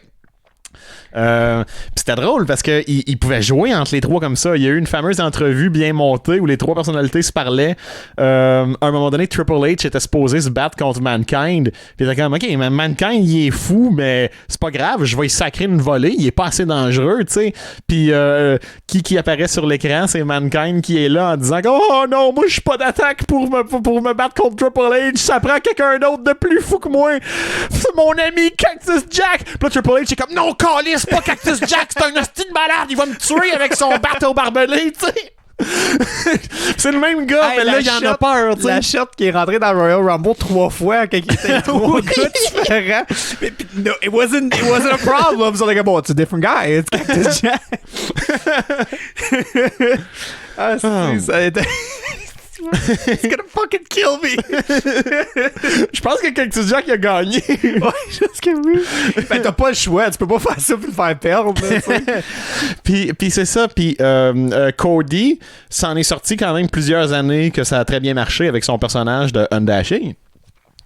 Mais le personnage a pas vraiment évolué, puis il y avait pas nulle part où aller avec d'autres personnalités comme Mick. T'sais, Mick, lui, il pouvait piger dans le chapeau quel personnage il voulait prendre, puis il a réussi à étirer ça toute sa carrière parce que il y avait. Je pense que Vince il a toujours eu une vendetta, puis tu peux voir de la documentation là-dessus un peu contre le père, contre Dusty. Fait que honnêtement, sans vouloir faire le fanboy qui dit he could have gone all the way to the moon with that gimmick, he could have. T'aurais pu avoir bien des storylines potentielles qui auraient pu partir après Cena ou n'importe qui de même qui aurait eu le championnat. Parce que l'histoire était là. T'aurais pu faire de quoi de plus. Pour mettre en contexte, à l'époque, Dusty Rhodes était un promoteur de lutte. Oui. Et c'était un des compétiteurs de Vince Senior. Puis j'imagine Vince Junior aussi quand il a acheté la WWF à son père. Je te dirais probablement. Donc, quand Vince Junior a planté tous ses compétiteurs, y compris Dusty, puis qu'il l'a engagé, il l'aimait pas plus, puis il l'a pas vraiment engagé pour bien s'en servir. C'était plus comme pour montrer qu'il était le big alpha male avec ses grosses couilles. Comme qu'il fait encore aujourd'hui. Comme il fait encore aujourd'hui, puis faire comme j'ai tué ma compétition, je les ai achetés, puis à cette heure, tu travailles pour moi. Fait qu'il a enlevé comme un peu tout ce qui était le personnage de Dusty que les gens aimaient avant, puis il a dit à cette heure, t'es en pois jaune. Il y avait un costume à pois jaune et tu vas danser. Ouais.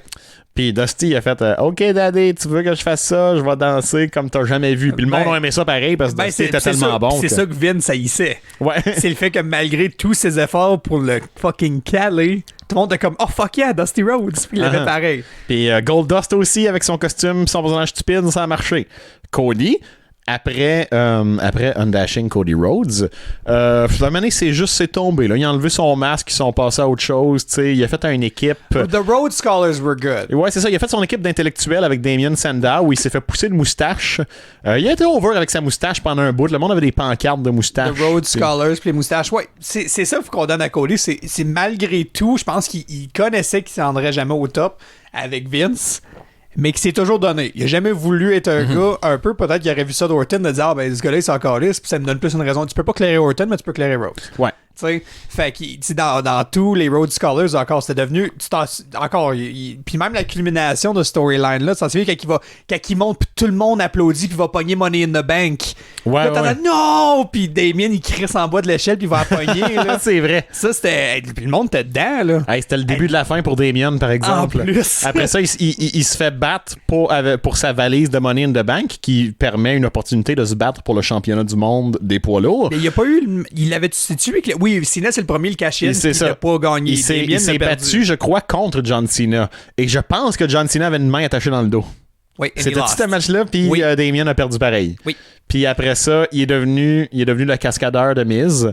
Encore, il s'est tellement donné. Il s'est vraiment donné, sauf que pour moi, il y a personne dans la compagnie qui savait c'était quoi un cascadeur, parce que dans une vraie Dans un vrai film d'action, là, qu'est-ce qui arrive? C'est que t'enlèves ta vedette de la scène, tu mets le cascadeur à ta place.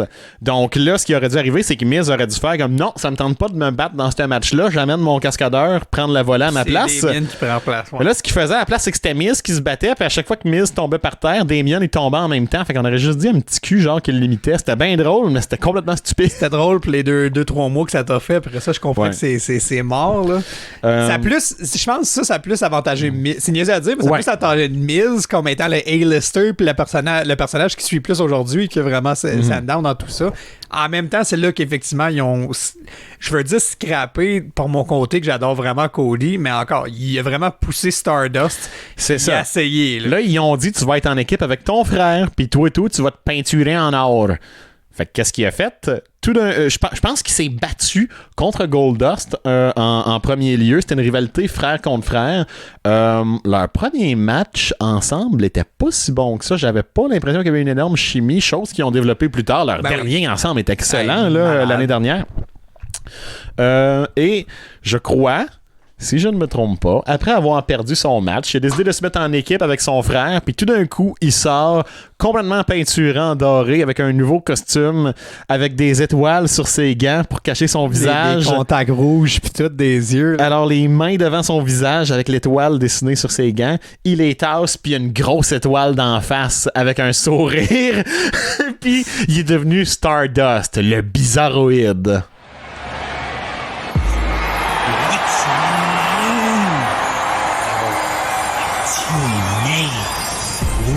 Dreams, cosmic revelations, children of dust. An age-old question that has plagued the universe for centuries. What's in a name? I don't know. Comme son frère. Puis, moi, personnellement, au début, je trouvais que c'était vraiment bon, Stardust. Il s'est tellement donné. Ben, c'est ça. Ça l'aurait été fucking career ruining si c'est pas donné dedans. Mais il essayait. À chaque semaine, il sortait dans son maquillage, puis il mettait un bon match, puis le monde l'apprécie. Tu sais, il y a toujours eu ça, le monde l'a toujours backé, peu importe qu'est-ce qu'il faisait. Malgré le fait que le management ne l'aurait jamais poussé jusqu'à l'étoile, lui, comme jusqu'aux étoiles, que je pense qu'il aurait dû être le fait. Ouais, jusqu'aux étoiles. Stardust. Et éventuellement, Goldust et Stardust se séparent. Stardust continue tout seul de son côté. Et il n'y a plus grand-chose qui se passe avec. Il perd beaucoup de matchs. Il n'a pas l'air d'avoir de plan pour l'avenir. Et je pense que c'est là que Cody a décidé de ne pas renouveler son contrat. Il s'est pas fait clairer. C'est lui qui est parti. Ouais, il a demandé... c'est ça. Fait qu'ils ont passé des semaines à faire ce que Vince fait toujours. Qui perd. Puis pour on l'oublie. Puis on dit, c'est un jobber. Parce que c'est ça. Là, aujourd'hui, même si Vince a tué toute sa compétition dans les années 80, la lutte indépendante est en très bonne santé aujourd'hui et il y a un paquet de compétiteurs un peu partout. Donc, quand un lutteur s'en va de la WWE, ils ont ailleurs où travailler. Fait que, ben là, les boss, qu'est-ce qu'ils font? Ils disent, on va ruiner sa crédibilité pour que les fans n'embarquent pas, mais qu'il aille ailleurs. On va le faire perdre, on va le faire paraître comme un loser. Good luck. Et là, Cody s'en va et décide de se réinventer complètement. Oui. Commence par faire qu'est-ce qu'il a toujours évité de faire avant pour pas être trop comparé à son père et à son frère, teint ses cheveux en blond. Et en se présentant comme quelqu'un d'important, comme un champion. Et Cody, ça a toujours été un bon lutteur, mais pas un Shawn Michaels, c'était pas un des meilleurs top 1%. Il arrive en grand suit, il arrive presentable, là, vraiment. Il se vend comme un champion important, tu sais, puis il s'est développé dans un paquet de nouveaux projets. Il a été joué à TV, je pense, dans Arrow avec Stephen Amell, qui est un de ses amis dans la vraie vie. Oh yeah, they had a Stardust versus fucking Arrow match. Ben oui, c'est vrai. Stardust contre Green Arrow. C'était le match de super-héros. At SummerSlam. Fuck, that was bad. Mais Stephen Amell s'est débrouillé.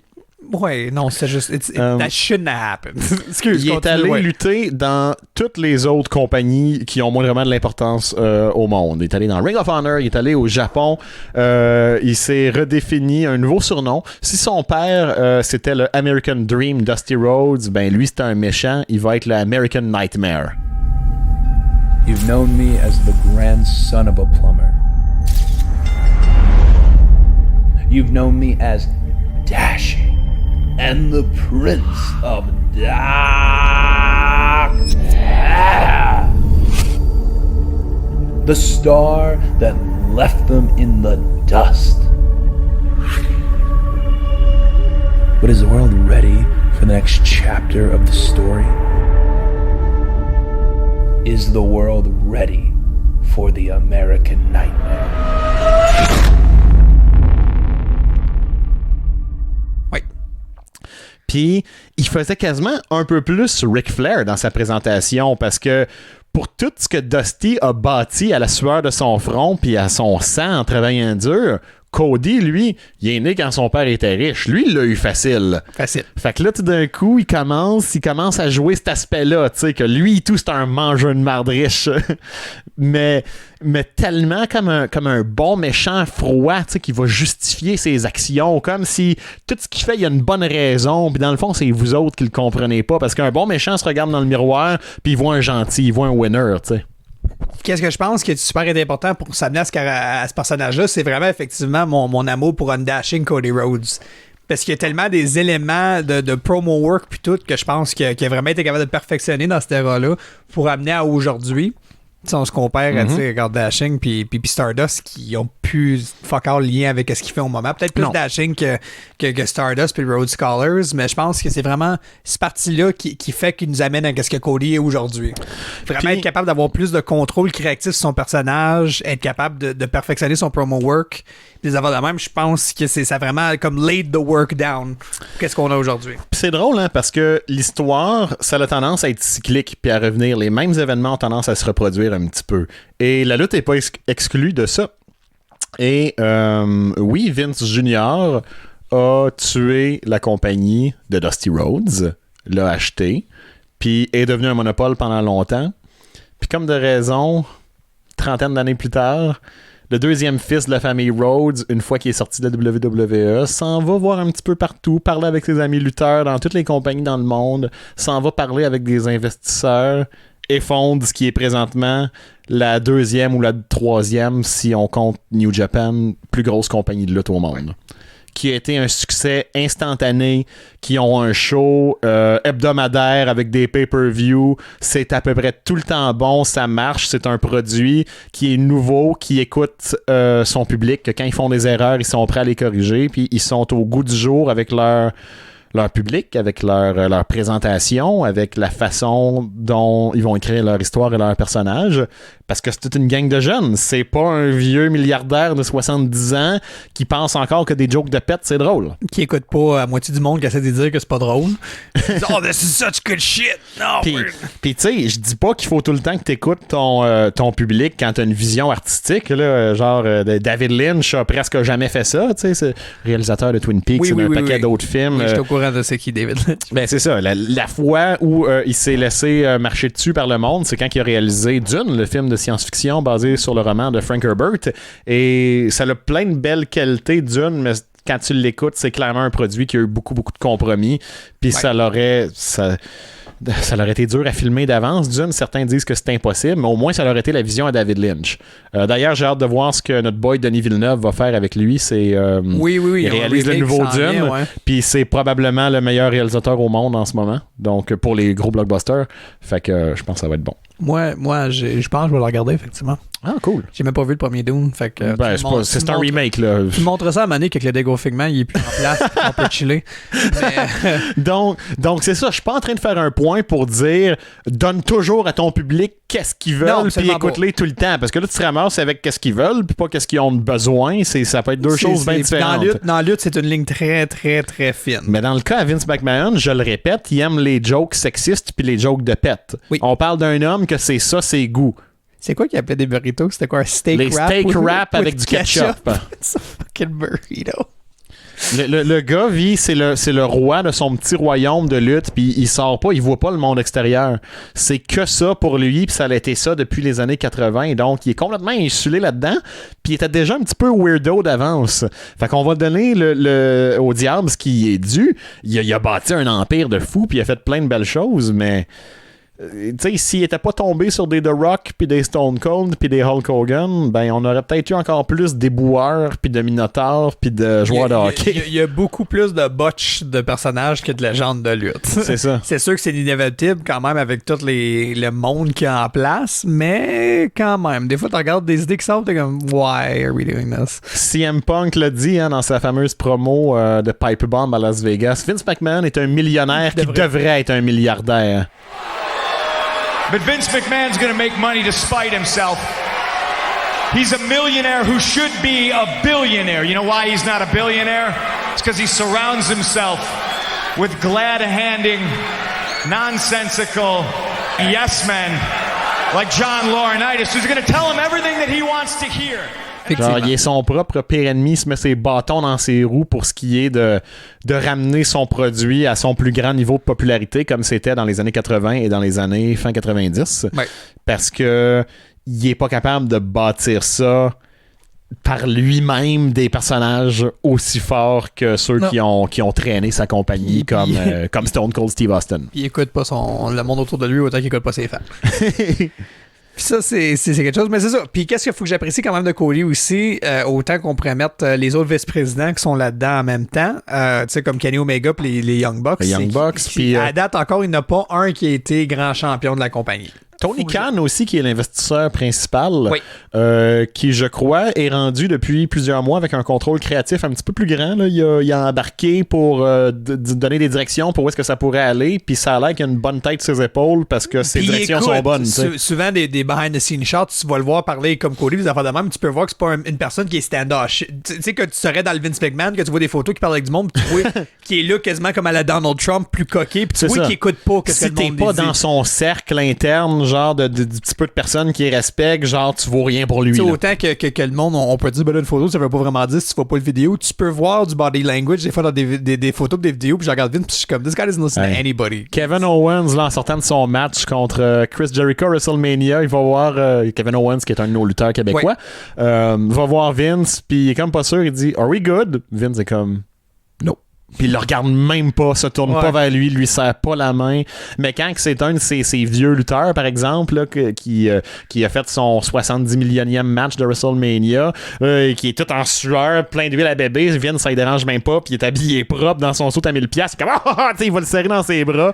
Je suis comme shit, ça va aller au dry cleaner après ton suit. Mais c'est ça, les gars qui respectent, qui est full câlin, friendly. Ben, Jericho, en plus, c'est un bon exemple pour ça, en parlant de Jericho, qui est effectivement le premier champion de AEW, puis une des grandes premières stars qui ont signé. Ça y a pris du temps d'avoir le respect à Vince. J'ai lu son, je pense que c'est son deuxième livre. Je m'en souviens pas du titre, c'est celle qui est en rouge. Puis ça, tout le long, c'est une chicane avec Vince. Puis il faut que tu le cochonnes pour qu'il te respecte puis te rappelle. C'est quasiment une joke. Mais ça, tu vois, c'est compliqué aussi parce que tout le monde a l'air de dire ça. C'est Chris Jericho, d'ailleurs, qui a dit à Kofi Kingston. Kofi, qui est récemment devenu champion du monde, qui a une des meilleures, sinon la meilleure équipe de tous les temps avec New Day. Ah, facilement. Une autre gimmick qui a commencé stupide, qui a marché puis qui s'est réinventé maintes et maintes fois. À chaque fois qu'il passait proche de peut être drôle, il amène quelque chose de nouveau. Oui.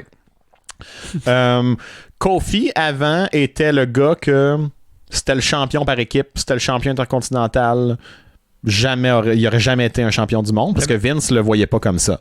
Et il était pas respecté du tout. Et je crois que c'était dans une ride d'autobus à un moment donné ou d'avion. Il a fait un commentaire à Kofi pour lui dire que il espérait qu'un jour, tu sais, il allait être over, que le public allait l'aimer. Puis là, Kofi était comme j'enverrai pas chier mon boss, tu sais, fait qu'il est allé se rasser. Puis Chris Jericho, il a dit si jamais tu vas pas défier Vince à te battre pour y fermer sa gueule, il va jamais te respecter.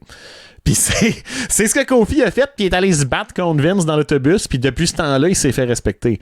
Mais il a été chanceux, parce que si t'es pas le bon gars, si t'as pas bien lu les intangibles de la situation, puis que tu défies Vince, mais pas de la bonne façon, là, tu passes proche de te faire éclairer ou tu perds ta job. Titus O'Neil, qui décide de retenir Vince par le bras juste un petit peu pour rire, le taquiner en disant comme « Hey, les dames en premier » quand Vince marchait. Ouais. Vince te l'a poussé de toutes ses forces à télé en direct, puis t'as vu qu'il s'est genre mis à se choquer, puis ça a l'air qu'il sacrait dans le backstage. Il s'est fait suspendu 60 jours. Ben oui, puis il s'est fait suspendre pour, je pense, au début 3 mois, puis ils ont réduit la suspension à plus courte, mais au début, il était comme je le mets à la porte, j'endurais pas de me faire manquer de respect de même. Mais un autre gars qui décide de l'envoyer chier puis d'aller le frapper, là c'est correct, t'sais. Fait que tu le sais jamais, tu marches toujours sur des coquilles. Puis comparé à ça doit être tellement rafraîchissant de travailler pour l'autre compagnie que c'est tout le monde t'écoute, tu dis je pense pas de telle affaire. OK, ben dis-moi qu'est-ce que tu penses pas, puis on va travailler là-dessus. Là. Puis tu sais, je pense qu'une compagnie plus moderne comme la AEW ou la renaissance de la NJPW, New Japan Pro Wrestling, eux autres, c'est qu'il faut réaliser dans n'importe quelle émission, que ce soit de la lutte ou une émission de fiction à télé, t'as tes personnages principaux et tes personnages secondaires. Puis dans tes personnages secondaires, tu vas en avoir qui sont niaiseux, tu vas en avoir qui ont des défauts, tu vas en avoir qui sont des perdants, mais dans un bon show, tout le monde a sa place. Ils sont pas là pour rien, tu sais. Et dans une compagnie comme la AEW, même les moins bons dans l'histoire ont leur place puis ont leur raison d'être là. Ils sont pas juste envoyés pour être humiliés parce que c'est comique puis qu'il y a pas d'autre plan, tu sais. Je sais que ben du monde chez Halo au début il trouvait qu'il y avait trop de factions déjà de bonheur dans une jeune compagnie, mais effectivement à ton point, je pense que ça fait juste donner une idée à tout le monde. Ça donne une raison d'être pour tout le monde en les gardant là, puis les gardant occupés pour quand quand tu changes de plan plus tard, au moins ils ont fait de quoi à la place de juste parce que tu sais dans WWE, tu le vois souvent, le monde disparaît pour 3 mois. Puis ils reviennent, puis Vince c'est comme remember this? And we're like, yeah. Puis pense à un vrai milieu de travail, okay? N'importe quel job ordinaire. Tu vas te faire des amis, des personnes avec qui tu vas te tenir plus, puis tu vas avoir d'autres mondes que tu n'endureras pas. Imagine maintenant que la lutte, c'est vrai, OK? On embarque dans l'illusion, dans le spectacle, on fait semblant que c'est vrai. Ta job, c'est de te battre un contre l'autre. Tu vas avoir des amis et des pas amis. Là. Fait que ceux que t'aimes pas, t'as vraiment envie de leur sacrer une volée. Puis ceux que t'aimes, surtout si dans le totem pole, tu le sais que t'es pas le meilleur, t'es pas capable de battre le champion du monde tout seul, tu sais. Mais ça vaut peut-être la peine de te mettre copain-copain avec une coupe puis de faire une équipe. Fait comme ça, t'as quelqu'un pour surveiller tes arrières puis t'es protégé puis le monde va avoir peur de s'attaquer à toi parce que t'as une gang qui va venir te backer, tu sais. Moi, le hate Chris Jericho, là, on se met dans l'illusion. Puis là, je remarque que j'ai bien des amis, mais ils font tous genre à peu près ma hauteur puis mon poids. Après ça, un des gars que je connaissais d'une autre compagnie qui vient juste de gagner genre 5 matchs de MMA en ligne, qui fait 6 pieds 230 livres, qui s'appelle J.K. Gar, il arrive, je veux comme hey buddy, comment ça va? Ça sied-tu de moi? C'est logique, me semble. C'est ça. Quand ton opponent qui vient chercher ta ceinture, c'est le gars de range qui a 0 ami qui arrive partout avec des battes de baseball avec du barbed wire. Quand t'as un géant à côté de toi avec une grosse paire de bras qui se tient là puis qui dit pas grand chose, on dirait que le monde a moins envie de t'écœurer un peu. T'sais. L'illusion marche pour moi. Je suis comme c'est logique. Parce que tu sais, à un moment donné, je comprends l'idée, c'est ça qui me fait tellement rire de la lutte. C'est un peu comme ton côté en jouant des jeux vidéo, puis quand on en parle, des gars, c'est comme non. Moi, là, je me bats toujours pour mes affaires. Fait que je viens au ring, même si je vais me faire coller une volée, and I'll try my best. C'est correct un personnage comme ça, mais faut pas qu'il s'aille tout de même. Tabarnak, à Mané, c'est comme là.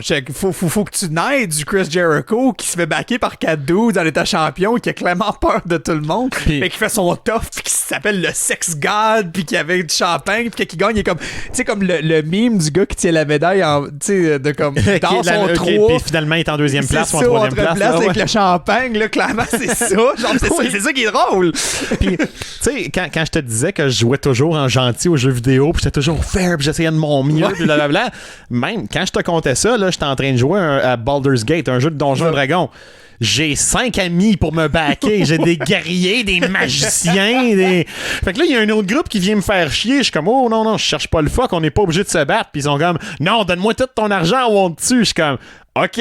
Puis là, j'ai fait exploser avec une boule de feu. Tu sais, même moi, j'ai des amis en étant gentil pour tuer le monde. C'est très, très vrai. Fait que non, dans la lutte, encore dans l'illusion, si c'était vrai, je serais le premier à m'entourer d'une gang de goons. Voyons!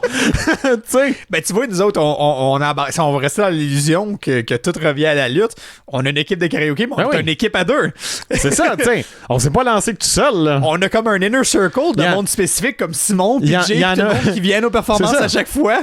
Il y en a un autre que quand on a inventé notre concept, on savait pas qu'il existait, mais qui dit que c'est le king du karaoké. karaoké en solo, là. C'est rien qu'une coïncidence, tu sais. Oui, mais c'est pas à lui qu'on se mesure. Nous autres, on s'est mis ensemble. Ouais, c'est ça. On a un goon, tu sais, Jasmine, elle va péter des Ben oui. qui qu'on veut. Jasmine, c'est notre China. C'est China. Jasmine est clairement la plus tough d'entre nous trois. Là. Hey, on l'a vu sortir des gars plus pesants que nous autres, là, sacrément. Moi, encore, premièrement, j'ai essayé de l'aider, puis elle m'a dit de me tasser. Fait que je l'ai faite. Ouais. J'étais retenu chercher mon micro et ma ceinture, puis j'ai dit, check, pourquoi qu'on se bat, tout le monde?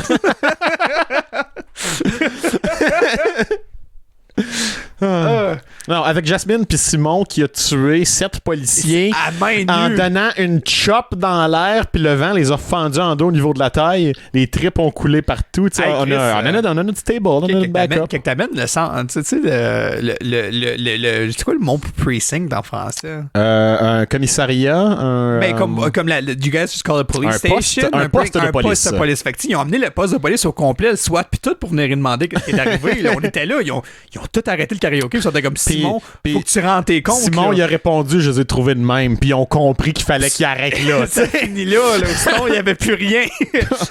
Fait qu'ils sont tous partis. Tu sais, son coup, là, il a donné de la main gauche, imagine la droite. L'univers des karaokés, il y a bien des histoires. Faudrait que vous n'écoutiez plus souvent. On a un univers étendu qui rivalise les films de Marvel. Karaoke's Extended Universe. KEU.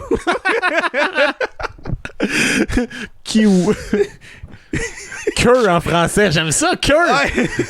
C'est comme notre logo abrégé qui dit coq. Le queue.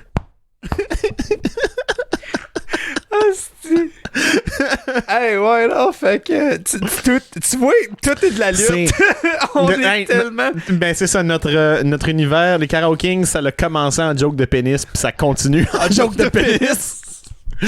J'ai hâte dans 30 ans que le monde sont gros fans, puis on est comme des subreddits, puis ils disent, hey, ça serait pas pour les deux Alex, là, ça serait tellement meilleur aujourd'hui, mais eux autres, all they think is funny is dick jokes. It's not funny anymore. Tu sais, quand on a inventé le concept, puis j'ai fait le logo, là, 2 des grosses premières règles en design graphique, c'est utilise pas de comics sans MS, puis arrange-toi que ton design ne ressemble pas à un pénis, tu sais. Okay. Fait que j'ai quand même pas fait le logo en comics sans. Je l'ai fait une fois sur une joke, sur un faux poster. Mais je me suis dit, faut qu'il y ait de quoi qui ressemble à un pénis. Ben oui. Faut que je brise cette règle-là immédiatement. Ou juste a bunch of dicks. Like, faudrait vraiment qu'on y aille plus à la lutte. Faudrait qu'on se fasse comme des gilets que le monde peut acheter, que c'est comme des logos qu'on... C'est pas juste comme le tank top, mais on fait vraiment comme du merch. Ça serait tellement drôle. Tu sais, le chandail de Stone Cold avec ses 2 bras en serpent, là. Oui. Nous autres, ça pourrait être 2 bras en micro ou en pénis. Un pénis par micro.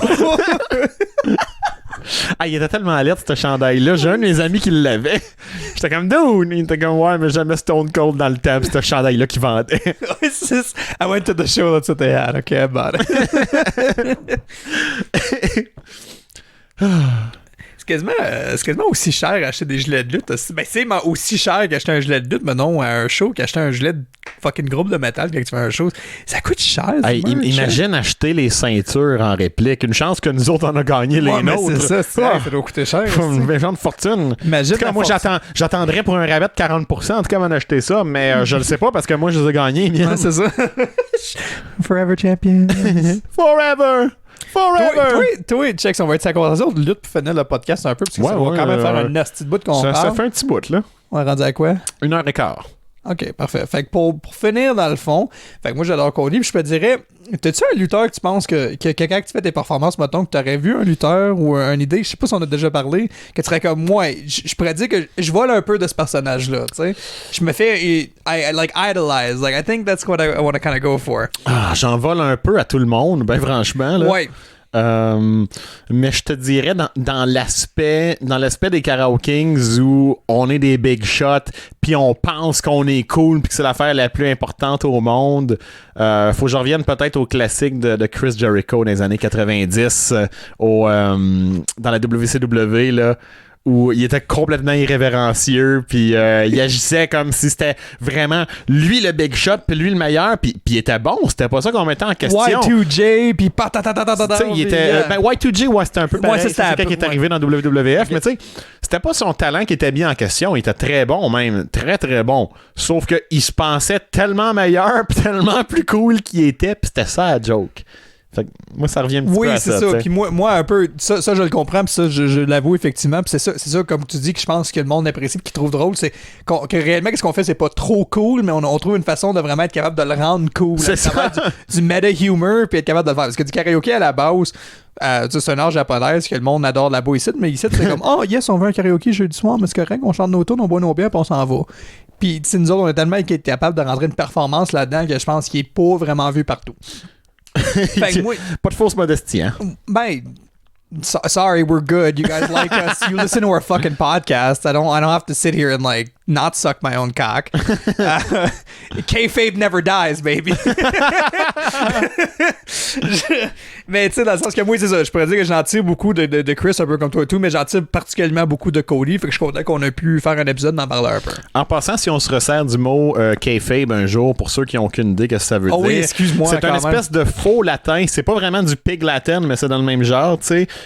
C'est le mot fake transformé, mis à l'envers avec des syllabes rajoutées. Fait que kayfabe, fake.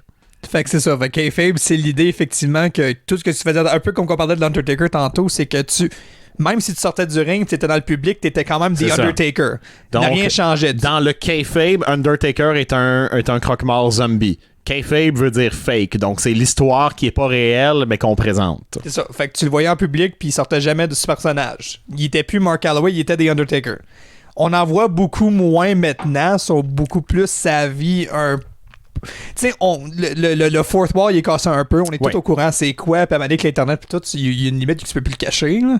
Mais c'est ça. Fait que, tu sais, moi, je pourrais dire que le kayfabe, c'est important pour les karaokés. Je trouve que ça va super bien. Mais maintenant, pour la lutte, on est au kayfabe 2.0. Où faut que tu brises le 4e mur, puis il faut que tu aies des médias sociaux, puis tout ça, mais que tu réussisses à manipuler le monde pareil. Tu sais, on est rendu à un point où, comme les lutteurs savent que le monde savent que c'est arrangé, fait qu'ils vont manufacturer des fausses affaires dans la vraie vie pour qu'on pense que comme il y a un vrai problème dans la vraie vie, fait que ça va-tu comme changer quelque chose dans la compagnie, dans l'histoire arrangée, mais dans le fond c'est un petit peu tout. Puis AEW, je trouve qu'ils sont en train de le faire beaucoup mieux que WWE sont capables de le faire. S'il y en a qui trouvent ça bizarre, puis qui sont comme mais c'est quand même arrangé, la boxe et la MMA font la même crise d'affaires. Ouais, Pensez-vous que Floyd Mayweather puis pourquoi j'ai un blanc? Conor McGregor, ça y sait pour vrai.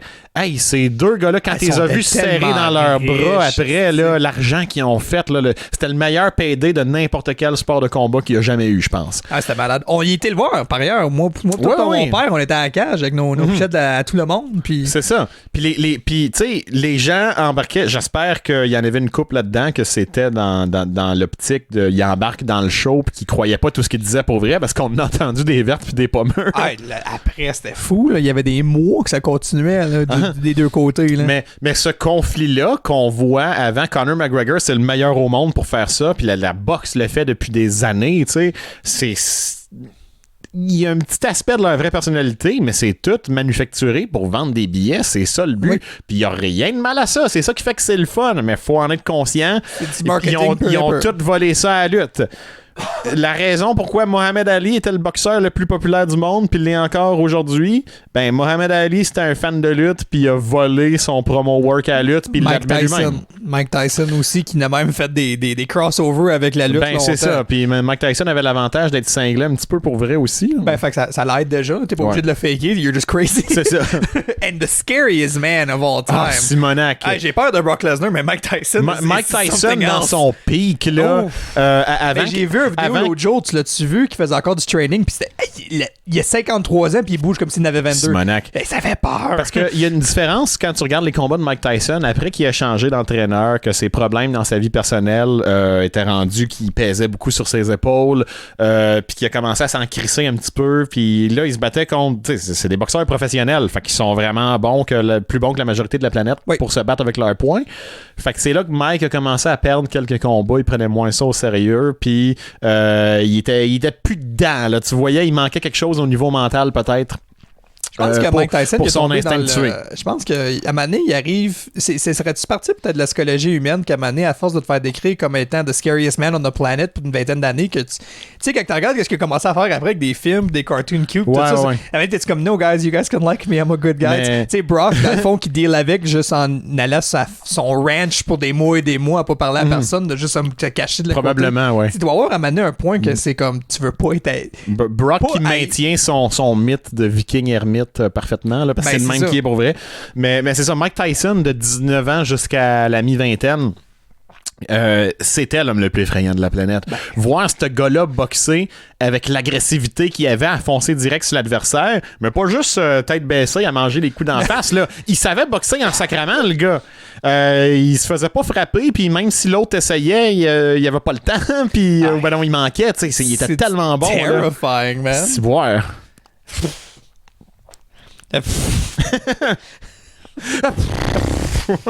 Calice. Fait que c'est ça. Tout le drame qu'on voit à la télévision, c'est tout arrangé parce que tout le monde a copié la lutte, et ça, je le pense pour vrai. Et je crois que c'est comme ça qu'on va terminer notre épisode. Effectivement. Fait que les Karaoke Kings, comme la lutte, are the best in the world, puis tout le monde peut nous aimer. Ça, c'est pas arrangé, par exemple. Ça, c'est la seule affaire qui est vraie. Ça, c'est vrai. Les Karaoke Kings, c'est vrai. On vous invite à venir nous voir dès que ça réouvre, dans quelques semaines si on est chanceux, quelques années si on n'est pas chanceux, puis jamais si on meurt toutes. Ouais, c'est ça. Les jeudis soirs au cabaret La Dernière Chance de Rouyn-Noranda, les samedis soirs au bar au sport de Val-d'Or. Tous les autres bars où on va être engagés dans le futur et qu'on reviendra pas rajouter les dates et les endroits dans le montage des mois plus tard. Et vous pouvez nous engager aussi en nous contactant sur Facebook à The Karaoke Kings, sur Gmail à thekaraokekings@gmail.com, sur LinkedIn, I guess. Tu vas aller voir on LinkedIn, est rendu à toi? 24 followers sur LinkedIn. Il y a 0 personnes qui nous répond, mais il y a 24 personnes qui nous follow. Écoute, je vais même pas sur LinkedIn. Moi, je te laisse gérer ça. Je vais de temps en temps. Twitter, on n'est pas actif. Non, pas vraiment. Mais on est là. Instagram, c'est pas mal parallèle à Facebook. Généralement, moi, je maintiens l'Instagram que tu fais le Facebook. Fait que je copie tes textes parce que j'ai pas la meilleure orthographe en français. Des fois, j'écris en anglais, je m'en calisse. C'est ça. Je suis pas, mais c'est correct. Là. Donc, merci beaucoup. Nous, personnellement, Martel à Martelovski sur Instagram et Alex Martel sur Facebook. Alex Martel, pas celui du Rockfest sur Facebook. C'est ça, effectivement. T'as Alexander Wolosik, moi, sur Facebook, puis t'as la même affaire sur Instagram aussi. C'est une des plateformes les plus actives, je te dirais, entre les deux. Merci de suivre notre podcast, de suivre les quelques vidéos niaiseuses qu'on fait. Merci de nous suivre tout court, puis d'aimer qu'est-ce qu'on fait. On a creusé notre petite niche stupide dans la fibre culturelle abitibienne. La kayfabe abitibienne. Puis les karaokés. On est bien fiers de ça, puis on espère que des belles choses continuent de s'en venir. Puis ça regarde bien jusqu'à temps que le monde pogne en feu cette année. Ben, check. Comme tout le monde, j'espère que vous prenez le temps d'être avec vos familles et de... C'est le temps de dire adieu. C'est dans le sens que c'est plate, mais travaillez sur vos projets si vous pouvez. Tout le monde va le prendre différemment. Il y a des changements dans les vies des autres, puis c'est juste d'essayer de continuer tout le monde. On est tous ensemble. Si vous êtes capable de faire moindrement un peu d'entrepreneuriat à la maison, que ce soit pour des vrais sous ou rien qu'en hobby, faites ça, c'est le temps. Ouais, on est là. Moi et ma blonde, on le fait. Toi tu continues là-dedans avec moi. Puis je vous souhaite bien du succès dans vos projets personnels. Bonne chance tout le monde. Puis on se revoit la semaine prochaine. Bye bye.